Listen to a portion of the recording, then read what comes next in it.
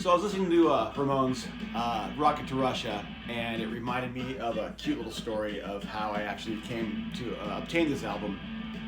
This is like, I don't know, 7, 8, 9 years ago. My son was 5 or 6, or 6ish I'd say, and we were around Halloween time watching horror movies, the old ones like Nightmare on Elm Street and Friday the 13th. And I used to do that with my daughters as well. They were into them. So one night we were watching Pet Sematary, and he was freaked out by it, like totally disturbed.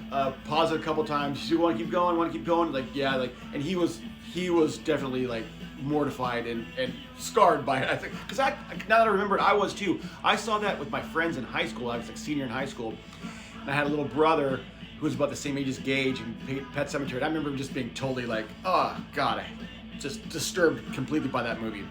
And I'd forgotten that. But anyway, we made it through the movie, and at the end of it, the Ramones' Pet Sematary is playing. So I go, hey man, we watched some Ramones videos. Like the video for Pet Sematary is very silly and campy. Like the couple making out the coffin, and all the Ramones end up going into the coffin. It's just silly. So it kind of lightened the mood. We started watching some other Ramones videos, like Rock and Roll High School and Beat on the Brat, and he thought those were funny and great. He kind of like grew to appreciate the Ramones at that little young age.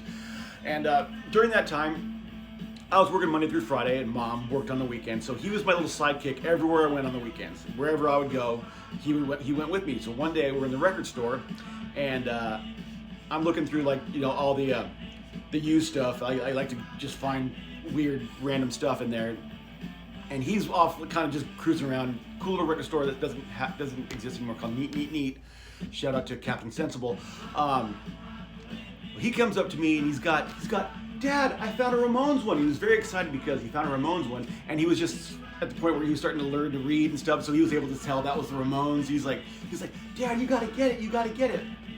Well, it was a factory sealed, brand new one for $25, and when I go to the record store, I like to spend $25 and get like 10 albums. I find weird stuff. How else are you gonna find things like, Chubby Checker Limbo Party, or like Jim Neighbors? Best 50 cents I've ever spent. The man has the voice of an angel. That's the kind of stuff I look for. If I'm gonna spend $25 in the record store. But he was very excited, and I didn't have that album, so I thought, okay, well. That day I bought Ramones' Rocket to Russia, and we were very excited. We went home and listened to it.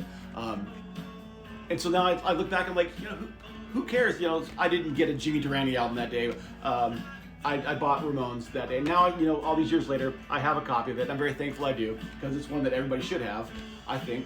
So if anybody has a story of how they got their album, Rocket to Russia, or any other cute story like that, I'd love to hear those sort of things. And if you don't have a copy of Rocket to Russia, I'd like to know why. I hope you have a very good excuse. All right, thanks.